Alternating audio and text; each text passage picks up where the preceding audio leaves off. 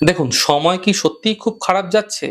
যে কাজে হাত দিচ্ছেন, সেই কাজেই আপনি বিফল হয়ে যাচ্ছেন। দুর্ভাগ্য আপনার পিছু ছাড়ছে না। সুসময়ের মুখ আপনি দেখতে পাচ্ছেন না। একটি সহজ গুপ্ত ক্রিয়া, একটি সহজ গুপ্ত প্রয়োগ আমি আপনাদের জানাবো। সেই উপায়টি করে আপনারা ভীষণ সুফল লাভ করবেন। কি করতে হবে? সেটা আগে ভালো করে জানুন।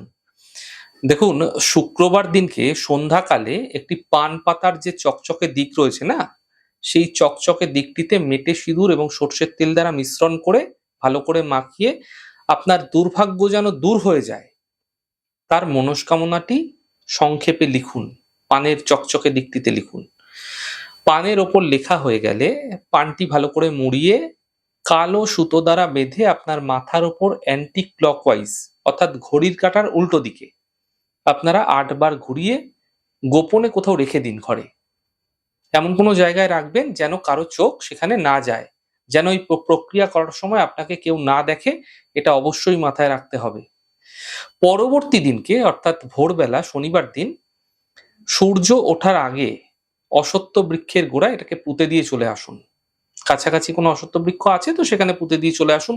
যদি একান্তই পুঁততে পারছেন না তাহলে অশ্বত্থ বৃক্ষের গোড়ায় রেখে তার উপর মাটি চাপা দিয়ে দিন।